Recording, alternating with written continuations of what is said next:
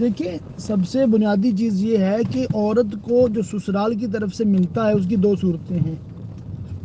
یا تو اس کو وہ صرف استعمال کے لیے دیتے ہیں، مالکہ نہیں بناتے. اس صورت میں تو اس کا ہے ہی نہیں نا، اس پہ اس مال کی زکوٰۃ بھی نہیں ہے چاہے کروڑوں کا سونا ہو.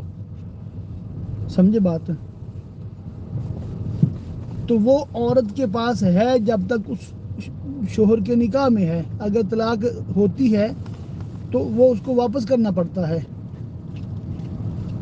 تو یہ تو حساب ہو گیا بالکل سمپل. دوسری صورت یہ ہے کہ سسرال والوں نے اس کی ملک کر دیا ہے اور وہاں پر عرف بھی یہی ہے کہ چاہے طلاق ہو جائے واپس نہیں لیتے. اس صورت میں وہ ہوئی مال کا. ٹھیک ہے، اب وہ اپنے مال کا جو چاہے کرے، شریعت اس کو بالکل اجازت دیتی ہے. مگر ہمارے ہاں پاکستانی کلچر میں ایک اور اضافہ ہے، وہ یہ ہے کہ شوہر جو کماتا ہے نا، بیوی اس پہ اپنا پورا پورا حق سمجھتی ہے. بلکہ شوہر گھر میں پیسے رکھے تو بیوی جب جتنے اس کو ضرورت ہوتی ہے لے لیتی ہے. یعنی کہ صرف نفقہ نہیں لیتی، پاکٹ منی بھی لیتی ہے اور اپنے رشتہ داروں کو دینے لینے سارا وہ شوہر کے مال سے تصرف کر رہی ہوتی ہے. شوہر کی رضامندی سے، اجازت سے ظاہرہ اس طرح کر سکتی ہے، اور شوہر رضامند ہے تو اس کو پیسے پکڑاتا ہے نا. تو اس صورت میں چونکہ بیوی شوہر کے مال کو اپنا ہی مال سمجھتی ہے تو لا محالہ شوہر بھی یہی سوچتا ہے کہ جو بیوی کے پاس ہے وہ میرا ہے. تو اسی لیے ہمارے مطلب پاکستانی کلچر میں یہ ہے کہ شوہر بیوی کے لیے بہت زیادہ کرتا ہے.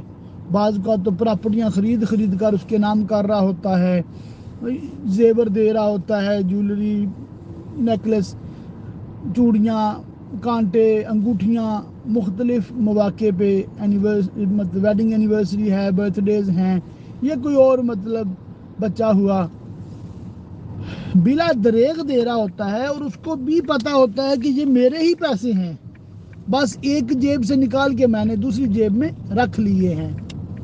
تو یہی وجہ ہے کہ اگر بیوی بہت کوئی مہنگی آئٹم کسی کو دے دے بغیر شوہر کی رضامندی کے، بغیر پوچھے، تو اس پہ پھر وہ کویسچن کرتا ہے کہ یہ کہاں گیا، مطلب فلاں جو ہار ہے وہ کدھر گیا، فلاں چوڑیاں جو آپ کو دی تھی وہ کدھر گئیں.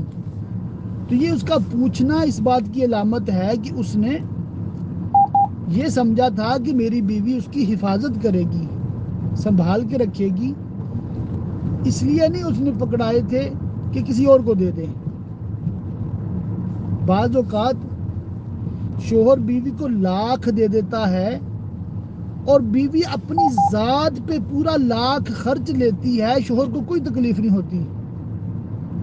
مگر اگر شوہر نے صرف 10 روپے دیے ہیں اور بیوی نے اٹھا کے کسی کو دے دیے، اس پہ شوہر کو بہت تکلیف ہوتی ہے. بات سمجھ آ رہی ہے؟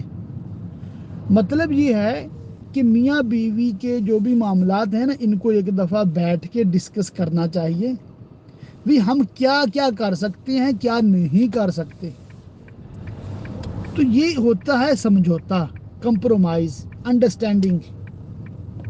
تو بیوی شوہر کے ذہن کو خوب سمجھ لے، اس کے مطابق چلے.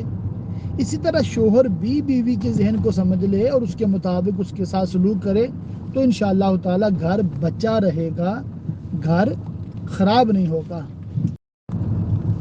دوسرا جو خلا ہوتی ہے نا، وہ ہوتی ہے مال کے بدلے میں طلاق. اب نکاح ہوا، شوہر نے حق مہر دیا، بیوی نے لے لیا، اب وہ اچانک طلاق کا مطالبہ کر رہی ہے. تو شریعت نے حق دیا ہے مرد کو کہ وہ خلا کر لے. خلا کا مطلب مال کے بدلے میں طلاق. جو حق مہر دیا ہے وہ واپس لے لے، اس کے بدلے طلاق دے دے، حساب برابر ہو جائے. تو بیوی بھی رضامند ہے اس پہ، ٹھیک ہے میں اپنا مطلب حق مہر واپس کرتی ہوں اور شوہر مجھے طلاق دے دے. اس کا نام ہے خلا. اگر شوہر نے مال نہیں لیا، مفت طلاق دے دی، اس کو صرف طلاق کہتے ہیں، خلا نہیں کہتے. اور اگر شوہر نے طلاق دی ہی نہیں، صرف کورٹ کی طرف سے مل گیا ہے لیٹر، اس کو کہتے ہیں تنسیخ نکاح، وہ خلا نہیں ہوتی. ٹھیک ہے. اور اسلامی لحاظ سے بیوی شوہر کے نکاح میں رہتی، آگے نکاح نہیں کر سکتی، صرف قانونی طلاق ہوتی ہے کورٹ کی وجہ سے. ہاں اگر شوہر سائن کر دے، شوہر رضامندی ظاہر کر دے، خود طلاق دے دے، پھر الگ بات ہے. تو اگر خلا ہوئی ہے مال کے بدلے میں طلاق یا نارمل طلاق ہوئی ہے تو وہی بات ہے شوہر کی بیوی کے ساتھ جو معاملات ہیں، تحفے دیے لیے، کہ ان کو اب واپس نہ لے جو تحائف دیے تھے، مگر جو تحائف اس نے اس کو صرف استعمال کرنے کے لیے دیے تھے، جیسے سونے وغیرہ کی بات میں نے پچھلی آڈیو میں کی ہے، تو وہ واپس لے سکتا ہے. ظاہر وہاں پر عرف ہی یہی ہے کہ صرف استعمال کے لیے دیتے ہیں، مالکہ نہیں بناتے. اس کے علاوہ جو مالکہ بنایا تھا وہ واپس نہیں لے سکتا. ہاں اگر وہ خلا ہی اس شرط پہ کرے کہ میں نے جو بھی آپ کو سونا وغیرہ تحفے بھی دیے تھے واپس کرو، تو یہ مکروہ ہے. مگر پھر اگر اس پہ عورت رضامند ہو جائے تو واپس کرنا پڑے گا.